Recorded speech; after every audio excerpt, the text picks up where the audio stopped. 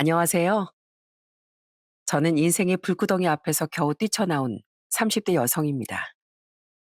많은 분들이 결혼이 인생의 전환기라고들 하잖아요. 그런데 전 그 결혼이 불보듯 뻔한 불구덩이라는 생각이 들었습니다. 정말 요즘에도 이런 사람이 다 있나 싶을 정도로 지독한 예비 시댁을 만났었는데요. 제가 그 불구덩이에서 어떻게 빠져나왔는지 지금부터 풀어보도록 하겠습니다. 전 어릴 적부터 제일 대단하다고 생각했던 사람이 바로 저희 엄마였어요. 엄만 제가 아주 어릴 때부터 정말 어렵고 힘들게 사셨습니다. 아빠가 틈만 나면 엄마한테 손찌검하고 매일 술만 마시면서 술주정을 부리곤 했거든요. 지금도 기억에 남는 장면이 바로 아빠가 술에 취해 집에 들어왔던 날이랍니다. 아빠가 그렇게 고약하게 굴고 있는데도 할머니 할아버진 죄다 엄마 탓으로만 돌리셨어요. 아이, 이 여편네 어딨어? 당장 술상 내와 술상. 아휴, 윤주 아빠, 지금 뭐 하는 거야? 그렇게 술을 마셨으면서 무슨 술을 또 내와. 얼른 들어가서 잠이나 자. 뭐? 이게 하늘 같은 남편이 술상 내오라면 내올 것이지? 어디서 훈계질이야? 너 혼나볼래? 아직도 정신 못 차렸어? 얼른 술 내오라면 내와. 그렇게 아빠가 행패를 부리면 옆에서 할머니는 더 난리법석을 부리셨어요. 애미야, 너 뭐하니? 얼른 가서 술상 안 내오고 뭐해? 어머님, 저 사람 저렇게 술에 취해 있는데 무슨 술을 더 마셔요. 어머님이 말리셔야죠. 애가 오죽하면 술을 마시겠어. 안 사람이 잘하면 바깥 사람은 알아서 더 잘하는 법이야. 얼른 가서 술상이나 내와. 네가 이렇게 애비를 무시하니까 제가 더 저렇게 하지. 자고로 여잔 집에서 고분고분 하라는 대로 하기만 하면 되는 거야. 뭔 말이 많어? 그렇게 할머니 호통에 엄만 속상해 하시면서 술상을 차려내오곤 했습니다. 그렇게 술상을 또 차려내오면 아빤 술에 더 취해서 집안 온 직기들을 때려 부시고 던지곤 했어요. 할머니 할아버진 그것조차 다 엄마 탓이라고 하더군요. 에휴, 집안에 여자 하나 잘못 들여가지고선 우리 아들이 길을 못 펴서 그래, 길을. 어머마, 이거 다 네 탓이다. 네가 애시당초 아범한테 잘해서 봐라. 에휴. 술주정뱅이 남편에 시집살이 고약한 시부모까지 더해지니 엄만 하루하루를 힘들게 사셨습니다. 제가 그 어린 나이에도 그때의 장면이 또렷하게 기억이 날 정도로 정말 그땐 힘들어 하셨어요. 그러다 제가 7살 때 엄만 결국 그 집에서 절 데리고 도망쳐 나오셨어요. 도저히 그 집에선 숨을 쉬고 살 수 없다며 뛰쳐나오신 거였죠. 그때 저희 엄마의 나이가 겨우 39, 마흔도 되지 않은 정말 꽃다운 나이였어요. 그렇게 나오고서 행복했으면 정말 좋았겠지만 사실 사는 건 더욱 팍팍하고 힘들었습니다. 여윳돈 한 푼 없었던 엄만 절 데리고 숙박이 가능한 식당에서 하루 종일 일을 하셨어요. 아침 새벽부터 일어나 가게 문을 닫는 자정까지 엄만 쉴 틈 없이 일을 해야만 했습니다. 전 그때 당시 가게 한쪽 단칸방에서 하루 종일 있어야 했는데요. 한 번은 밖이 너무 궁금해 나왔다가 엄마가 사장님께 호되게 혼이 난 적이 있었습니다. 아니 아줌마, 이런 식으로 하면 어떡해. 내가 김씨 사정이 안타까워서 저기 방에서 살라고 했더니만 그럼 애가 밖으로 나오진 않게 했어야지. 애 없어지면 우리 탓할 거야? 애 단돌이를 잘하든가 아니면 다른 집으로 가서 일만 하러 오든가. 아니, 애가 나오면 우리도 신경 쓰여서 일을 할 수가 있어? 죄송해요, 사장님. 제가 애한텐 잘 얘기를 했었는데 애가 아무래도 답답해서 그랬나 봐요. 죄송합니다. 아니, 김씨 혼자 애 키우는 건 안타깝지만 김씨만 애 키우는 것도 아니고 얼른 돈 모아서 빨리 직구해서 나가. 우리도 영 신경 써서 안 되겠어. 그렇게 엄만 그날 내내 사장님 앞에서 사과를 하셨습니다.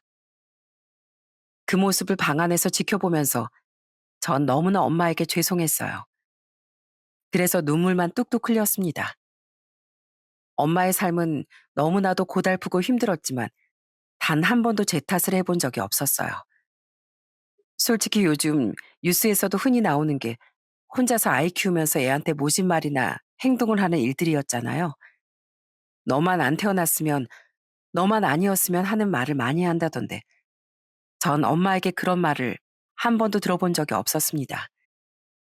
오히려 엄만 제가 축복이라고 하셨어요. 엄마 미안해.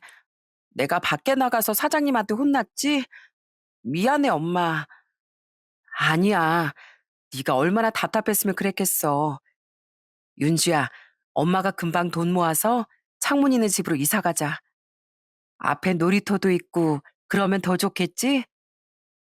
엄마가 미안해. 엄마가 능력이 있었으면 이렇게 우리 윤주가 고생하지 않아도 됐을 텐데. 엄마, 나 때문에 엄마가 힘든 일하는 것 같아서 미안해. 그게 무슨 소리야. 윤주야, 윤준 엄마한테 보물이고 축복이야. 윤주 네가 아니었으면 엄만 이렇게 열심히 살지도 못했을 거야. 힘든 그 집에서 나올 생각도 못했겠지. 그러니까 그런 생각 절대 하지 마. 그렇게 엄만 1년을 꼬박 그 식당에서 일을 하셨어요. 그렇지만 엄만 하루 종일 쉴 틈 없이 일을 했어도 월급도 그다지 많지 않았고 그렇게 애써 일을 해도 고작 손에 쥔 돈은 많지 않았습니다. 그러다 보니 이대로는 안 되겠다는 생각을 하셨던 것 같아요. 다른 일을 해야 되겠다고 생각을 하고 알아보시다가 한 떡집에서 일을 하시게 되었습니다. 처음 식당 주인처럼 괴팍한 사람이면 어쩌나 걱정을 했지만 떡집 사장님은 정말 너무 좋으신 분이었습니다. 그 떡집엔 떡을 만드는 곳 안쪽으로 살림방이 하나 있었는데 거기서 엄마와 저 둘이서 생활을 할 수 있었어요. 그때 연세가 70대 초반 할머니셨던 떡집 사장님은 평생 가족과 친인척 없이 혼자서 사셨다고 했어요.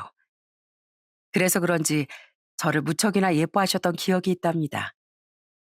학교 끝나고 떡집에 가면 그 사장 할머니는 가게 문 앞에서 절 반겨주셨어요. 우리 윤주 왔구나. 그래, 학교는 재밌었어? 학교 갔다 오면 다녀왔습니다 하고 인사하러 바로 일로 와야지. 왜 자꾸 뒷문으로 쪼르르 들어가? 왜? 이 할미한테 인사하는 게 싫은겨? 아니에요. 앞문으로 들어가면 혼날까 봐. 에휴, 혼나긴 뭘 혼나. 앞으로는 앞문으로 다녀. 아니, 우리 떡집 식구인데 누가 뭐라 그래. 윤주야, 배고프지? 금방 시루떡 나왔는데 한번 맛볼래? 네, 네, 맛볼래요. 그래, 그래. 엄마가 이번에 시루떡 아주 기가 막히게 만들었다. 한번 맛봐보렴. 떡집 사장 할머니는 정말 친절하고 좋으신 분이었어요. 알고 봤더니 떡집 사장 할머니께도 엄마와 비슷한 사연이 있으셨더라고요. 고아였던 할머니가 성인이 되고서 한 남자를 만났는데 그 사람도 저희 아빠처럼 주폭이 심한 사람이었습니다. 그 사람의 소나기에서 벗어나려고 이곳저곳 정처 없이 떠돌다가 떡집을 차리게 된 거라고 하셨어요. 내 그 양반 아니었으면 나도 그저 평범하게 애들 키우며 살았을지도 모르지. 한번 그렇게 당하고 나니까 어디 남자가 무서워서 만날 수가 있어야지 말이야. 그렇게 평생을 혼자 살았어. 윤주 엄마도 참 힘들었겠네. 나야 이 몸 하나만 버티면 되지만 자식까지 있으면 더 힘들잖아. 아니에요. 사장님 덕분에 여기서 편하게 잘 지내고 있어요. 정말 감사드려요. 그래, 여기 있는 동안엔 걱정하지 말고 지내. 기왕이면 아주 오래오래 눌러 살아도 좋고. 그렇게 저흰 떡집에서 생활을 오래 하게 되었습니다. 떡집 사장 할머니는 엄마에게 하나하나 떡 만드는 방법을 알려주셨고, 엄만 정말 열심히 배웠어요. 그러던 어느 날 제가 중학교에 들어갈 무렵 사장 할머니는 병환으로 돌아가시게 되었습니다. 그러면서 엄마에게 부탁을 하셨던 게 바로 떡집을 이어받아 달라는 것이었어요. 끝까지 저희에게 떡집 사장 할머니는 큰 선물만 주시고서 그렇게 세상을 떠나셨습니다. 엄만 사장님의 그 마음을 이어받아 더 열심히 떡집을 운영하시게 되었어요. 절대 망하게 할 수는 없다며 떡 연구도 정말 많이 하시고 새로운 메뉴 개발도 하셨죠. 그러다 보니 어느새 떡집에 찾아오는 손님들도 점차 많아지기 시작했어요. 사장님, 저희 이번 주에 돌잔치 하는데 여기 떡 좀 예약하려고요. 저번에 명절에 사갔더니만 가족들이 다들 어디서 샀냐고 물어보는 거 있죠? 저 여기 떡 아니면 안 먹잖아요. 사장님 오래오래 떡집 하셔야 돼요. 사장님, 저도요.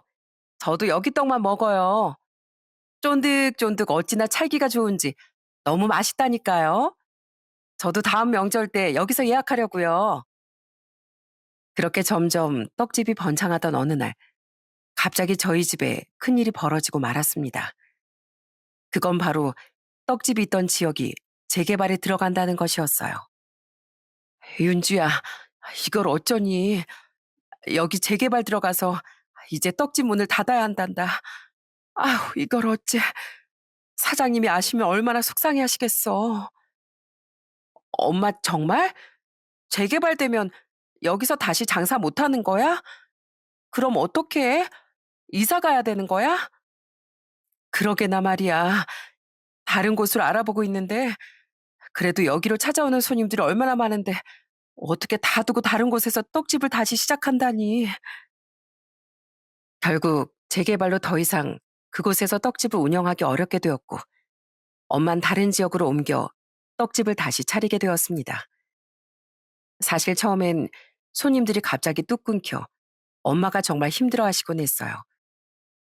아무래도 가게를 옮겼으니 오랫동안 오셨던 단골 손님들의 발길도 뚝 끊길 수밖에 없었죠. 그렇지만 엄만 포기하지 않고 정말 꾸준히 가게 운영을 하셨어요. 직접 밖에 나가 좌판을 열어 떡 시식을 열기도 하고 여기저기 홍보하시며 가게를 번창시키기 위해 이리저리 발로 뛰셨죠. 그렇게 열정적으로 가게를 운영하다 보니 언젠가부터 떡집도 잘 되기 시작했습니다. 전 엄마의 성실함을 보면서 저 역시 열심히 살아야 되겠다는 생각을 했던 것 같아요. 그래서 공부도 열심히 하고 학교에서도 우등생으로 꼽히곤 했습니다. 엄만 그런절 세상에서 제일 대견해 하시곤 했어요. 제가 대학에 진학을 하고 졸업 후 대기업에 합격을 했을 때도 누구보다 행복해 하셨던 분이 바로 엄마였습니다. 엄마, 나 합격했대. 나 최종 합격했대, 엄마. 어머, 정말이니? 윤주야, 아유, 잘했다, 잘했어. 너무 잘했다. 엄만 우리 윤주가 합격할 줄 알았어. 우리 윤주 아니면 누가 합격을 해? 오늘 엄마가 맛있는 거 다 해줄게. 우리 딸 뭐 먹고 싶어? 아, 그럼 난 엄마랑 외식할래. 엄마 저번에 먹고 싶다고 했던 한우집. 거기 가자. 한우집? 그래, 그래. 오늘은 좋은 날이니까 우리 딸이랑 거하게 한번 먹어보자. 그렇게 직장 생활을 하게 되면서 전 엄마의 마음을 더 많이 이해하게 되었습니다. 사실 학생 때 몰랐던 게 직장 생활을 하다 보니 사회생활이라는 게 너무 힘들더라고요. 사람에 치이고 일에 치이면서 하루하루가 너무 버거울 때가 많았습니다. 한 번은 제가 너무 힘들어서 엉엉 운 적이 있는데 엄만 그런절 옆에서 토닥이며 달래주셨어요. 윤주야, 힘들지? 그래, 사회생활 하는 게 뭐 쉬운 게 있겠니? 근데 너무 힘들면 조금 쉬어가도 돼. 아, 이 엄마가 있잖아. 이렇게 엄마가 뒤에서 든든하게 받쳐주는데 뭐가 걱정이야. 펑펑 울고 후를 털어내 버려. 엄마, 엄만 어떻게 버텼어? 나보다 더 힘들게 일했잖아. 난 지금도 이렇게 힘든데 엄마 나까지 키우느라 더 힘들었을 텐데 엄만 어떻게 버텼어? 우리 딸 덕분에 버텼지. 엄마도 우리 딸 없었으면 절대 못했을 거야. 그러니까 윤주 너도 이 엄마가 있으니까 아무것도 걱정하지 마. 힘들 땐 이렇게 울고 엄마한테 다 털어놔. 그런 든든한 엄마 덕분에 전 고된 사회생활도 꾸역꾸역 잘 버티며 이겨낼 수 있었습니다. 엄마가 아니었다면 전 지금보다 더 여러 번 주저앉고 넘어졌을 텐데 엄마가 제 곁에 있었기에 그 시간들을 다 버틸 수 있었던 것 같아요. 그렇게 제가 35이 될 때까지 전 대기업에서 직장 생활을 했습니다. 그러던 어느 날 저희 모녀에게 하늘이 무너질 만한 소식이 들려왔어요. 어느 날부턴가 가슴 쪽에 멍울이 만져진다는 엄마의 말에 건강검진을 하게 되었는데 그 결과는 정말 처참했습니다. 엄만 유방암 3기였던 거예요. 엄마의 암 소식에 전 얼마나 제 자신을 원망했는지 모릅니다. 어떻게 하나밖에 없는 딸이 엄마가 아픈 줄도 모르고 있었다니 제 자신이 너무나 싫고 밉더라고요. 그 뒤로 전 대기업을 그만두고 엄마 간병에 전념했습니다. 그렇지만 엄마의 상태는 생각보다 심각했어요. 암이 여기저기 전이되어 있어 손쓰기 힘든 상황이었죠. 암 조직을 떼어내긴 했지만 그 후엔 항암으로 버텨내는 수밖에 없었습니다. 항암을 시작하면서 엄마의 몸은 하루하루 야위어가기 시작했어요. 항암을 한 날부터 며칠 동안은 엄마 노안에 오심에 너무나도 힘들어하셨어요. 그러면서도 포기하지 못하는 게 있었어요. 그건 바로 떡집이었답니다. 엄마, 제발 좀 쉬어. 무슨 떡집을 연다고 그래. 엄마 지금 이 몸 상태에서 떡집 못해. 왜 자꾸 고집을 부려. 제발 좀 쉬라고. 아니야. 엄마 할 수 있어. 떡 조금만 만들면 되지. 엄마 문 열기만을 기다리는 손님들도 얼마나 많은데 그렇게 기다리게 할 수는 없어. 벌써 수술한다고 쉬어. 항암한다고 쉬어. 지금 얼마나 쉬었는지 몰라. 오늘은 열어야 돼. 엄마, 엄마한테 그 손님만 중요해? 난 안 중요해? 왜 자꾸 엄마 고집대로만 하려고 그래? 아픈 몸으로 어떻게 떡을 만든다고. 그깟 떡이 뭐라고. 윤주야, 그런 소리 하지 말어. 너 이렇게 잘 클 수 있었던 거 엄마가 끝까지 떡집 열심히 해서 그런 거야. 손님들이 계속 찾아줘서 그런 거고. 그런데 어떻게 몸 조금 아프다고 쉬어. 그런 소리 하지 마. 그 아픈 몸을 이끌고서도 굳이 떡집을 열어야 한다는 엄마와 그땐 얼마나 다퉜는지 모릅니다. 전 도저히 이해가 되지 않았거든요. 고집스러운 엄마가 너무나 답답하다는 생각도 했었고요. 그런데 엄마의 마음을 나중엔 이해를 하게 되더라고요. 어느 날은 결국 엄마 고집을 못 꺾고 떡집 문을 열었던 날이었습니다. 그날 떡집 문이 열리자 오시는 손님들 모두 다 손에 이것저것 바리바리 다 싸들고 오셨더라고요. 사장님, 몸은 좀 괜찮으세요? 얼른 나으셔야 할 텐데. 이거 제 주변에도 유방암 환자가 있는데 이게 괜찮다고 하더라고요. 사장님한테 조금이라도 도움될까 싶어서 가지고 와봤어요. 사장님, 식사는 좀 하세요. 아무래도 항암하면 넘어가는 게 별로 없으실 텐데 제가 입맛 당기는 반찬들 조금씩 쌓아봤어요. 아유, 벌써 이렇게 야위시면 어떡해. 드셔보시고 또 드시고 싶은 거 있으면 언제든지 말해요. 알았죠? 그렇게 오시는 손님들은 엄마의 투병 소식을 듣고서 정성 가득한 선물들을 챙겨오셨습니다. 그 모습을 보고서 감동받아 눈물을 흘리는 엄마의 얼굴은 누구보다 행복한 모습이었어요. 그제서야 전 엄마의 마음을 이해할 수 있었습니다. 엄마에겐 떡집이 단순한 가게가 아니라 엄마의 인생이었던 거더라고요. 그곳에서 만난 사람들이 엄마의 친구고 그 사람들과 보내는 시간이 행복이었던 거였습니다. 그때부터 전 엄마의 떡집 사랑을 말리지 않았어요. 오히려 엄마에게 떡 만드는 법을 배우면서 엄마를 도왔습니다. 그러다 보니 저도 점점 떡을 만드는데 흥미가 생기기 시작했어요. 엄마의 병화는 날이 갈수록 깊어갔고 더 이상 손쓸 방도가 없어 결국 요양병원으로 모시게 되었죠. 하루하루 기력을 잃어가는 동안에도 엄마는 늘 항상 저에게 당부하던 말이 있었어요. 윤주야, 떡은 새벽부터 만들어야 돼. 귀찮고 힘들어도 그래야 되는 거야. 사람들이 아침부터 찾을 수 있거든. 아무리 싸도 쌀가루는 아무거나 쓰면 안 된다. 알았지? 아휴, 알았어, 엄마. 어떻게 떡 생각을 하루도 안 하는 날이 없어. 나중에 사장 할머니 만나면 아주 큰 칭찬 받겠어, 그래. 그지? 엄마 칭찬 많이 받겠지? 윤주야, 미안하다. 엄마가 네 옆에 떡하니 붙어 있어야 하는데. 윤주야, 엄마 떡집 이제 네 거니까 네가 잘 운영해봐. 너라면 정말 잘할 거야. 엄마보다 훨씬 더 잘할 거라고 믿어. 알았어, 엄마. 걱정하지 마. 내가 진짜 열심히 해볼게. 그렇게 엄만 1년의 투병 끝에 결국 제 곁을 떠나고 말았습니다. 엄마의 장례식장엔 저 빼곤 가족들이라고는 아무도 없었지만 가족과 다름없는 단골 손님들, 직원들로 꽉꽉 차 있었어요. 정말 그동안 엄마가 얼마나 노력하며 열심히 살았는지를 알 수 있었죠. 그렇게 전 엄마의 발자취를 따라 열심히 떡집을 이어받아 운영했어요.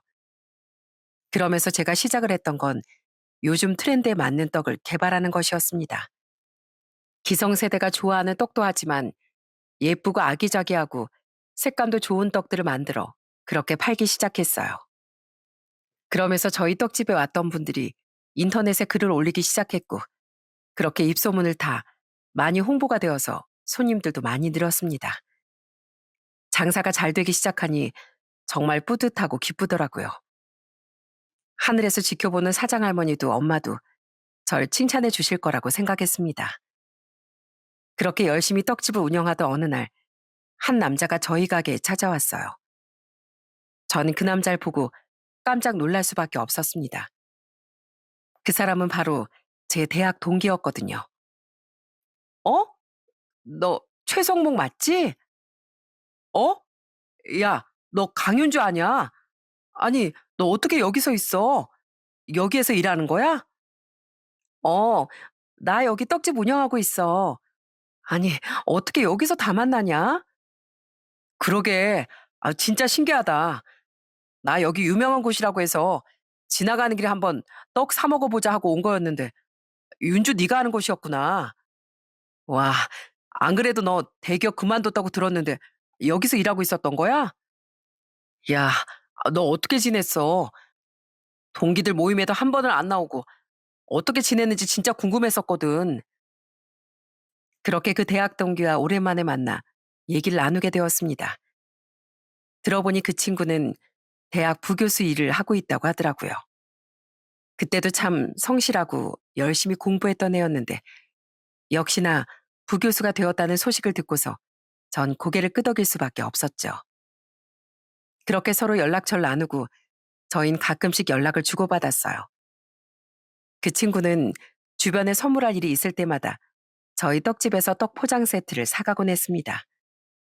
그러다 보니 더 자주 마주하게 되더라고요. 그러던 어느 날 그 친구가 집 행사 때문에 떡을 예약하고 간 날이었어요. 저녁에 가게를 정리하고 집으로 가는데 마침 그때 그 친구가 연락이 왔더라고요. 윤주야, 너 내일 뭐 하니? 내일 가게 쉬는 날 아냐? 뭐 할 일 없으면 나랑 밥이나 한 끼 먹자. 그래? 뭐 약속은 없긴 한데, 근데 갑자기 밥은 왜? 에이, 네 덕분에 나 오늘 집에서 칭찬 많이 받았어. 어쩜 이렇게 맛있는 떡을 사왔냐면서. 다들 맛있다고 아주 난리였어. 겸사겸사 나도 고마워서 밥 한 끼 사주려고. 그렇게 만나게 된 그 친구는 참 다정하고 따뜻했습니다.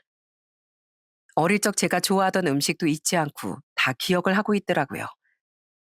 알고 봤더니 그 친구는 대학교 때 절 몰래 짝사랑하고 있었다며 말을 하더라고요. 야, 너 그때 얼마나 나한테 튕겼는지 모르지? 내가 너한테 밥 한번 먹자고 그렇게 얘기했는데도 다 싫다고 하다가 드디어 이제 한번 먹어보네. 정말? 내가 그랬다고? 난 기억이 안 나네. 내가 왜 그랬지? 아유, 괜찮아. 그때 너도 바쁘고 그랬으니까. 근데 진짜 대단하다. 난 대기업 들어갔으면 못 그만뒀을 것 같아. 어머니 아프시고 나서 간병하려고 그만둔 거라고 했지? 너 진짜 대단하다.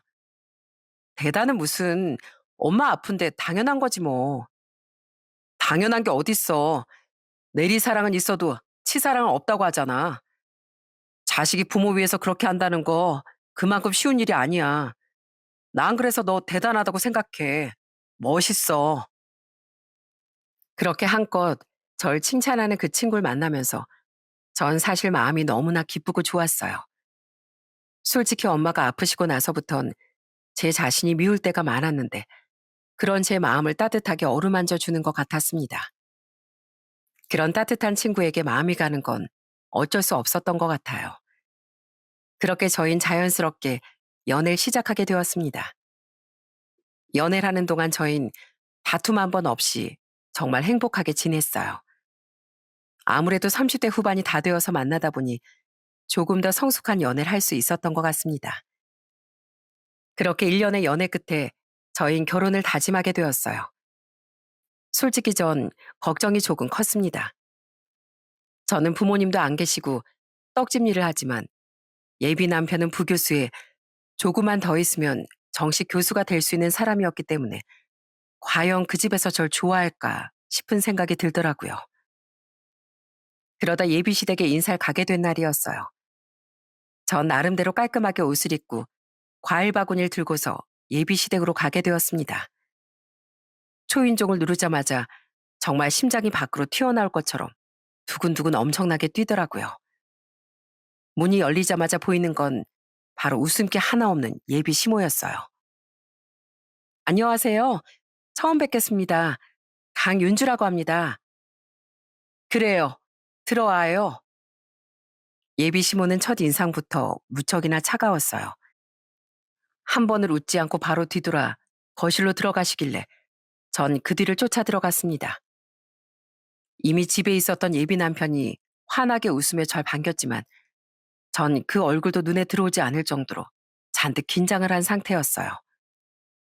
그렇게 거실에 앉아 차를 마시는데 본격적으로 예비 시모가 저에 대해 묻기 시작했습니다.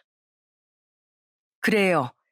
성목이가 오늘 인사 오겠다고 해서 오라고 했는데 내가 그쪽 신상에 대해서는 아무것도 몰라서 뭐 이름이 윤주라고 했나? 그래, 부모님은 뭐 하시지? 아, 아버진 중3 때 돌아가셨고 어머니도 몇 해 전에 돌아가셨습니다. 두 분 다 안 계신다는 거네. 그럼 지금은 무슨 일 하고 있어요? 저는 지금 떡집에서 일하고 있습니다. 뭐요? 떡집에서 일한다고? 그때 예비 시모는 제 대답에 잔뜩 얼굴을 찡그리며 말을 했습니다. 그러자 옆에 있던 예비 남편이 어떻게든 분위기를 풀어보려고 하더라고요. 엄마, 윤주 원래 대기업 다녔었어. 알지? 우리나라 최고 기업 말이야.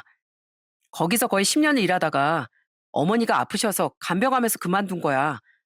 지금도 얼마나 대단한지 몰라. 어, 아주 효녀였구만. 당신은 뭐 처음 보는 자리에서 취조할 생각이야? 그만하고 이만 저녁 식사부터 하자고. 예비 시부 덕분에 분위기는 어느 정도 풀렸지만 식사를 하는 내내 예비 시모의 얼굴은 정말 좋지 않았어요. 그렇게 식사를 하던 중 결혼 준비에 대한 얘기가 나오게 되었어요. 그래, 그럼 둘이서 결혼하게 되면 신혼집은 어떻게 할 생각이냐? 아, 아버지, 저희 둘이서 모아둔 돈으로 하려고 생각 중이에요. 저희 둘이서 모아둔 돈으로 하면 큰 집은 아니더라도 둘이서 충분히 살 집은 마련할 수 있을 것 같아요. 그때 가만히 듣고 있던 예비 시모가 그 말을 듣고 웃더니 저에게 한마디를 하더라고요. 윤주 생각도 그러니? 너희 둘이서 모은 돈으로 신혼집 마련할 생각이야? 네, 저희 둘이서는 그렇게 하기로 결정했어요. 참, 아무리 요즘 결혼은 반반이 대세라고는 하지만 솔직히 말해서 이건 반반도 아니지 않니? 네? 그게 무슨... 그러더니 예비 시모 입에서 나온 말에 전 너무나 깜짝 놀랄 수밖에 없었습니다. 아니 생각을 해봐. 윤주 넌 그냥 떡집이라는 사람이고 우리 아들은 부교수에 이제 정교수 될 사람인데 딱 봐도 레벨이 다르지 않니? 그런데 뭐 결혼 준비를 반반씩 한다고? 아니, 너 결혼해서 우리 집 커튼이라도 매일 세탁하러 올 거야? 네? 아니, 전 그런 뜻이 아니라 결혼 준비는 저희가 알아서 한다고 말씀드린 거예요. 그래, 알아서. 우리 아들이 착해 빠져가지고선 네 사정 다 생각해주면서 얘기를 했나 본데 이건 좀 아니지 않니? 염치가 있으면 그렇게 하면 안 되지. 적어도 우리 아들 정도 남편으로 모시려면 집 한 채는 해와야 되는 거 아니야? 그 정도 안 되니까 너 우리 아들한테 결혼하자고 조른 거지? 아이, 엄마, 그게 무슨 소리야? 아, 조르다니. 지금 무슨 소리 하고 있어? 예비 시모의 말에 예비 남편은 당황해 하더니 소리를 쳤습니다. 그런데 예비 남편이 그렇게 소리를 쳐도 예비 시모는 옆에서 눈 하나 깜짝을 안 하시더라고요. 전 그 모습을 보면서 아, 만만치 않은 사람이구나. 딱 느낄 수 있었습니다. 예비 시모는 정말 개의치 않고 저에게 얘기를 했어요. 남자들이야 사랑 하나 가지고 뭐든 다 퍼준다고 하지만 여자들은 그런 거 아니잖아. 네가 잘 알지 않겠어? 보아하니 순진한 우리 아들 가지고 어떻게든 좋은 곳에 시집 가고 싶었나 본데 난 너 그렇게 시집 오는 거 반대다. 해올 거면 제대로 정확히 해오든지 그거 아니면 이 결혼 좀 어렵지 않겠어? 정말 사람을 앞에 두고 바로 이런 소리를 하는데 머릿속이 그냥 새하얘지더라고요. 어떻게 이런 말을 할 수 있는지 자존심이 뭉개지고 무너졌습니다. 전 아무리 예비 남편을 사랑해도 이런 집안으로 시집갈 수는 없다고 생각했어요. 죽도록 사랑해서 결혼해도 헤어지는 게 결혼이라는데 이렇게 무실당하면서 굳이 불구덩이에 뛰어들어야 하는가 싶더라고요. 그래서 저도 바로 얘기를 했어요.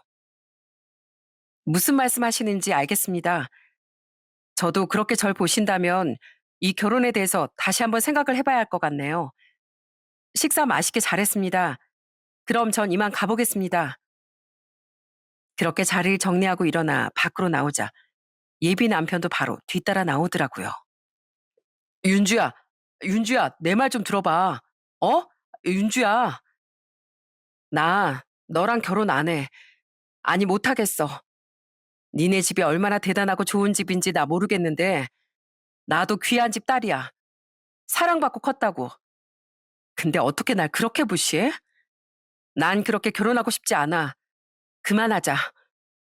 윤주야, 내가 미안해. 엄마가 왜 저러는지 나도 모르겠어. 너 와도 된다고 해서 난 다 허락한 줄 알았지. 미안해. 어? 됐어. 이미 끝났어. 나 그런 얘기 들으면서까지 더 너 만나고 싶지 않아. 그만하자. 더 이상 할 말도 없어. 그렇게 전 냉정하게 뒤돌아섰습니다. 그 뒤로 계속해서 저한테 연락이 오고 찾아왔지만 전 예비 남편을 받아주지 않았어요. 솔직히 예비 남편만 보면 너무 좋았지만 천륜을 어떻게 끊겠습니까? 이건 말이 되지 않는 일이라고 생각을 했어요. 엄마를 생각해선 더더욱 이 결혼은 안 된다는 생각이 들었고요. 이런 대우를 받으려고 엄마가 그 고생을 하면서 날 키운 게 아닌데 하는 생각이 드니 정신이 번쩍 들었습니다. 그 후로 일주일이 지났을까? 바쁜 시간이 지나고 좀 한가하던 오후 시간에 갑자기 손님 한 명이 떡집 안으로 들어왔습니다. 그 손님을 보고서 전 깜짝 놀랐어요. 그건 바로 예비 시모였습니다. 예, 너 나 좀 보자. 뭐 어디 밖에 나가서 얘기하고 싶지만 내가 시간도 없고 남들 보는 눈도 있으니까 여기서 얘기하마. 여긴 무슨 일로 찾아오셨죠? 내가 하다 하다 도저히 안 될 것 같아서 너 찾아온 거야. 너 도대체 우리 아들 어떻게 꿰었니? 애가 단단히 꿰어도 이럴 수가 없다 정말. 그게 무슨 소리죠? 우리 아들이 너 아니면 안 된단다. 너 아니면 평생 결혼도 안 하고 혼자 산대. 아니면 부모 연을 끊고서라도 너 만나겠다는데 어쩌겠니 부모로서. 전 처음에 예비 시모의 말을 듣고서 결혼 허락을 해주겠다고 말하려는 건가 싶었습니다. 그런데 그게 아니었어요. 예비 시모는 가방에서 두툼한 봉투 하나를 꺼내더니 제 앞에 던졌습니다. 그 봉투 안을 보니까 기가 막히게도 돈다발이 들어있더라고요. 그걸 본 순간, 와, 드라마에서나 있을 법한 일이 나에게도 일어나는구나. 진짜 기가 막히고 어처구니가 없더라고요. 이게 뭡니까? 1,000만 원이다. 네가 원하는 게 돈 아니니? 우리 집안에 들어와서 명예 돈 다 가지려고 우리 아들한테 접근한 거 아니야? 우리 순진한 아들 괜히 꼬시지 말고 1,000만 원 줄 테니까 먹고 떨어져. 뭐라고요? 제가 무슨 1,000만 원이 없어서 그 집 아들을 만나는 줄 아세요? 지금 이게 뭐 하는 거예요? 왜? 네 의도가 들통나니까 뭐 창피하니? 그래, 뭐 창피할 수도 있는데 괜찮다. 나 다 이해해. 고아에 가난하고 할 줄 아는 거 없이 떡만 만들고 있는데 네 상황에서 이거저거 따질 수 있겠어? 이 남자라도 잡아가지고 인생 바꿔야 되겠다 싶었겠지. 근데 어쩌니? 나 그렇게 호락호락한 사람이 아니거든. 우리 아들은 순진할지 모르겠지만 난 아니야. 딱 봐도 여우 같은 네가 우리 아들한테 들러붙어서 이런 일이 있는 것 같은데 1,000만 원 줄 때 곱게 헤어져. 그때였어요. 예비 시모의 말을 듣고서 웃음이 빵 터진 건 바로 옆에서 같이 일하던 아주머니였어요. 아주머니는 아주 박장대소라면서 깔깔대며 웃으셨죠. 그 모습을 보고서 예비 시모는 너무나 당황스러워하며 기분 나빠하더라고요. 어머, 뭐예요? 뭔데 그렇게 웃으세요? 아니, 쓰실 거면 제대로 좀 쓰시지. 1,000만 원이 뭡니까? 1,000만 원이 대체. 난 또 뭐 큰 거 한 장 넣은 줄 알았네. 아니, 아줌마. 뭐 제대로 알고나 그러세요. 조사 뭐 하긴 한 거예요? 뭐라고요? 사장님, 아무리 직원 아끼신다지만 그렇게 감싸면 안 되는 거예요. 저도 다 사정이 있어서 온 거니까 그렇게 비웃지 마세요. 사장님이요? 지금 저한테 하시는 말이신 거죠? 아니, 이 아줌마 뭘 몰라도 제대로 모르시네. 저기 아줌마, 그 1,000만 원 우리 사장님 며칠이면 그냥 뚝딱 버는 돈이에요. 그걸 거기다가 갖다 대면 어떻게 해요? 협박을 하시려거든 제대로 하셔야지 원. 뭐라고요? 사장님이요?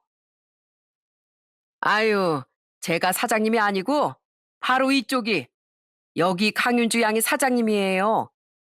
우리 사장이 이 건물 다 통으로 가지고 계시잖아요. 보아하니 1,000만 원으로 협박하시는 거 보니까 통이 좀 작으신 것 같은데 이 정도 건물은 있으세요? 아이고, 어쩌나. 그러니까 잘 알아보시고 오셔야지 원. 예비 시모는 그 아주머니 말에 너무나 당황해했습니다.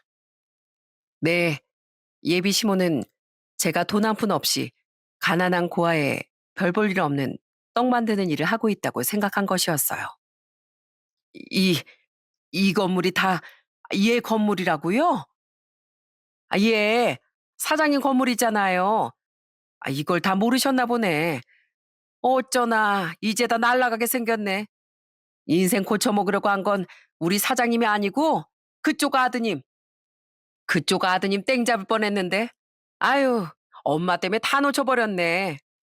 아유, 이거 참 아쉬워라. 그제서야 예비 시모는 얼굴이 새하얗게 질리기 시작했습니다.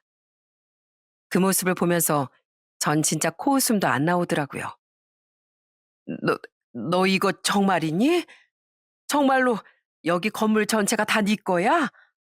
이거 왜 말을 안 했어? 왜 이런 걸 말을 안 한 거니? 그게 중요합니까?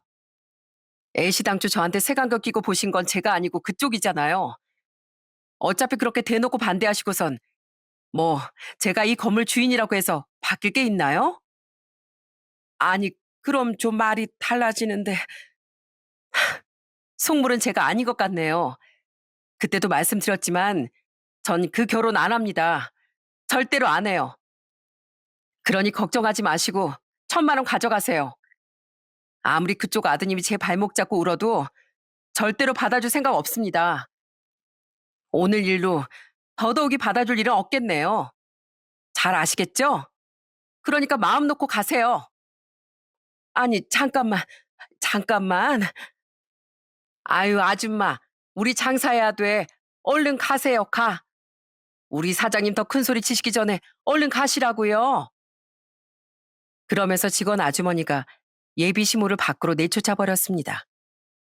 마침 한가했던 매장에 손님들이 오고 가니 예비 시모도 더는 들어와 소란을 피우진 않더라고요.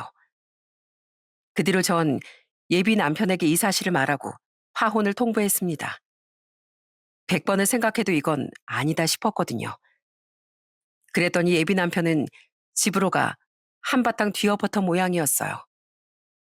그날 저녁 예비 남편은 저희 집으로 찾아왔더군요.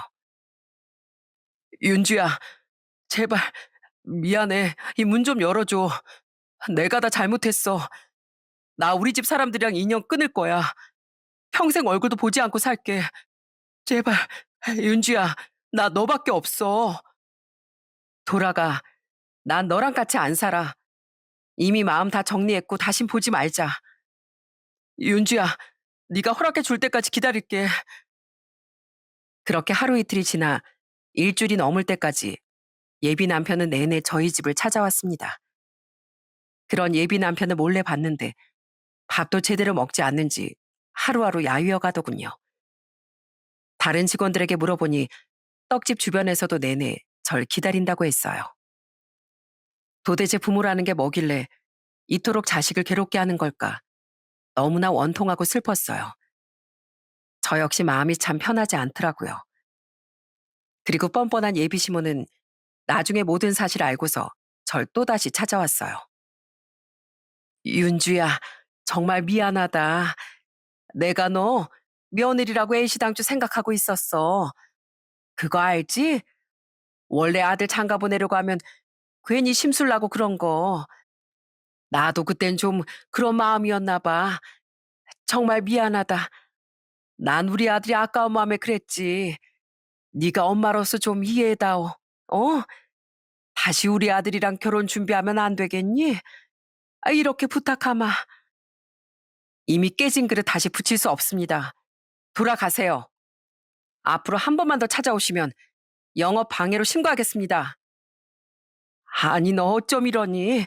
아, 내가 이렇게 부탁하잖니. 정말 미안하다. 미안해. 아니요. 가세요. 절대 안 됩니다. 다시 만나는 일 추호도 없어요. 너 어떻게 그렇게 냉정하니? 내가 한번 실수했다고 너무 냉정한 거 아니야? 한 번만 더 기회를 다오. 어? 한 번만. 우리 아들이 내 연락도 안 받고 집에도 안 와. 앞으로 아들 없는 셈 치고 살라고 하는데 나 그렇게는 못 산다.